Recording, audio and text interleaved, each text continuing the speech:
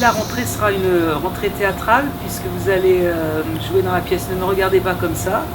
Est-ce que, est-ce que le public risque d'être surpris par cette rencontre entre Sylvie Vartan et Isabelle Mergo? On espère bien, on espère bien. Non, bien sûr, c'est une vraie rencontre en fait, et ça s'est fait très rapidement, au coup de cœur, comme tout ce que je fais d'ailleurs.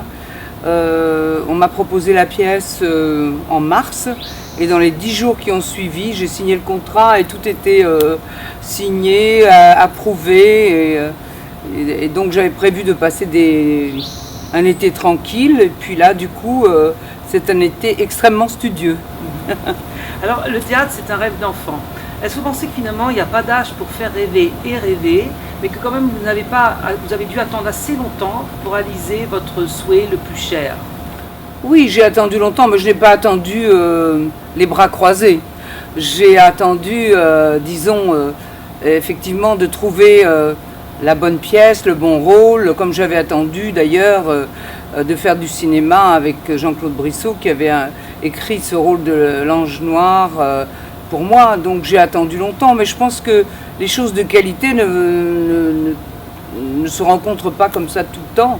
Surtout que moi, je suis connue principalement comme étant chanteuse au départ. Le rôle, alors c'est...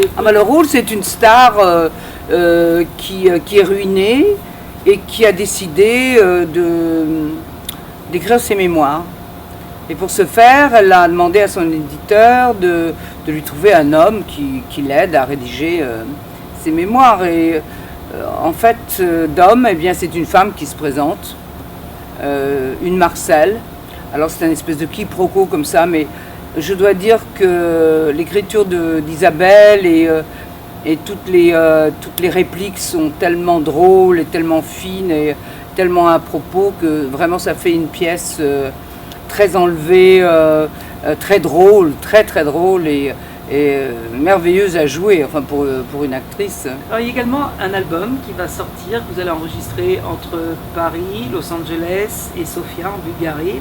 Alors, est-ce que vous me parlez un peu du concept et des titres que nous allons retrouver sur cet album? Oui, j'avais envie de trouver une idée d'album, justement, parce que j'en ai tellement fait, au fond, de partager ma vie comme elle l'est, disons, que ce soit un album authentique, qui retrace l'enfance en Bulgarie, qui évoque l'arrivée à Paris, et puis ensuite la découverte de l'Amérique.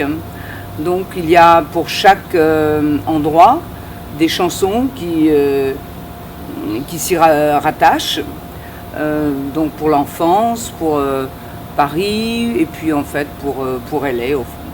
Donc ça sera ma vie en chanson en quelque sorte, avec certaines reprises, et puis des reprises d'autres chansons qui ne sont pas forcément les plus connues, mais que j'avais envie de retrouver, comme l'Orient Express, qui est une très très jolie chanson que je vais refaire, donc, et qui fera le lien entre évidemment la Bulgarie et Paris.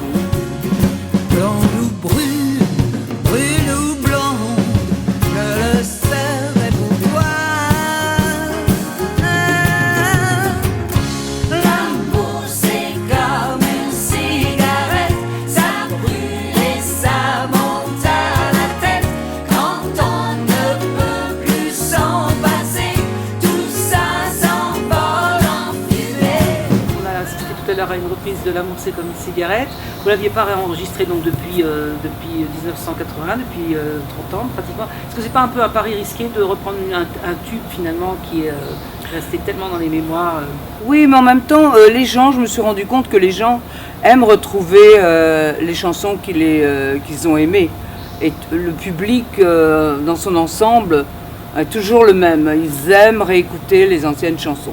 Alors évidemment, pour un artiste, pour un chanteur, c'est toujours un peu frustrant parce qu'on se dit on refait toujours la même chose et tout ça, c'est vrai.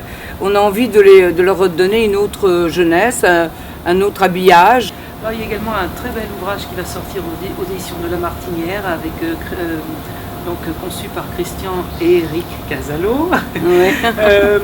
dans lequel vous allez évoquer vos collaborations avec notamment Yves Saint Laurent, Dior, Jean-Paul Gaultier, Karl Lagerfeld. Alors vous êtes connue pour être une interprète, une showwoman. Est-ce que vous aviez Quand avez-vous pris conscience? Vous êtes également une icône de la mode. En fait, c'est la presse qui vous donne des titres. Parce que, moi, je vis ma vie et je chante, je fais ce qui me plaît. En fait, j'ai toujours choisi les choses avec mon cœur et pas du tout d'une manière préméditée, ni en prévoyant ce que ça pouvait me rapporter ou pas. Quand j'ai choisi les gens qui m'ont habillée sur scène, c'était par rapport au spectacle que j'allais faire, par rapport aux numéros et aux chansons que j'allais chanter. Les éditions de La Martinière m'ont proposé justement de publier un ouvrage sur le style Vartan, ça s'appellera comme ça. Et donc comme ça j'ai eu le grand privilège d'être habillée par les plus grands. Et donc ça va être un bel ouvrage et avec de belles photos, etc. Et c'est une autre facette de ma vie au fond. Il va y avoir un livre qui va sortir où vous vous êtes replongé un peu dans ces souvenirs, qui lui est consacré. Est-ce que ça a dû être quand même assez émouvant d'écrire un livre sur elle, de décider de lui consacrer? Ça fait très longtemps, depuis qu'elle est partie en fait, j'ai ça en tête parce que c'est une façon de la faire vivre éternellement quelque part. Enfin, elle vit en moi au jour le jour, de toute façon elle ne m'a jamais quittée. Et donc c'est une femme du siècle, c'est quelqu'un d'à part, c'est une princesse pour moi. C'était mon tout et mon exemple, un amour viscéral, sanguin et tellement fort. Je lui dois tout dans ma vie en fait. C'est elle qui m'a tout appris. Enfin, j'ai eu des parents merveilleux. Mon père également était un artiste et quelqu'un de très sensible. Alors le futur, Sylvie, c'est aussi et toujours David, Darina, Ilona, Emma, Cameron. C'est votre bonheur, ça, en fin de compte. Est-ce que vous pouvez nous dire un petit mot sur eux? Moi, c'est c'est eux qui me tiennent et qui occupent mes pensées en priorité, j'avoue. Et ils sont toujours passés en premier. Et, je suis pleinement heureuse quand nous sommes tous réunis, forcément, puisque on a des vies de bohémiens, quelque part de nomades. On est aux quatre coins du monde. Maintenant que les filles grandissent aussi, elles vont partir dans des directions différentes.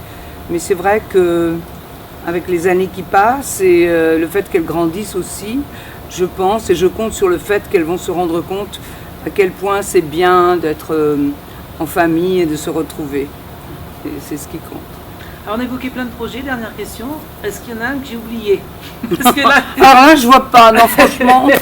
Non, ça suffit pour le moment, non. Parce que vous comptiez passer un été tranquille et finalement, oui, je pensais vraiment, honnêtement,